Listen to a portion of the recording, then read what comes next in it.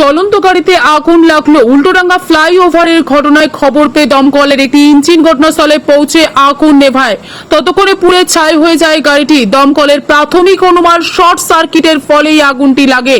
গাড়ির মধ্যে ধোঁয়া দেখতে পেয়ে চালক তড়িঘড়ি গাড়ি থেকে নেমে আসে। মুহূর্তের মধ্যে ওই গাড়িটিতে ছড়িয়ে পড়ে আগুন। ইতিমধ্যে এই ঘটনায় পৌঁছেছে লেকটাউন থানার পুলিশ। কি করে আগুন লাগলো খতিয়ে দেখছে এবং আপাতত আগুন নিয়ন্ত্রণে। অগ্নিকাণ্ডের ফলে বেশ কিছুক্ষণ যানজট সৃষ্টি হয় উল্টোডাঙ্গা ফ্লাইওভারে।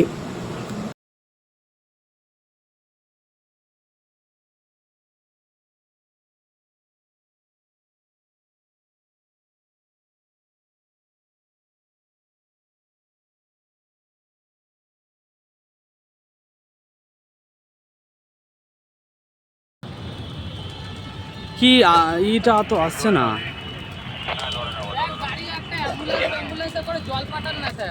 আমি তো বলেছি যে একটা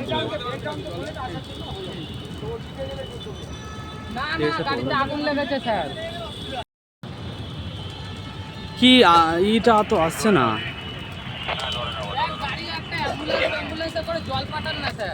আমি তো বলেছি যে একটা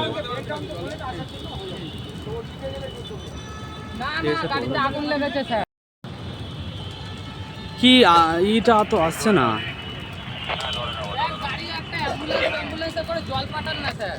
আমি তো বলেছি যে একটা গাড়িতে আগুন লেগেছে স্যার।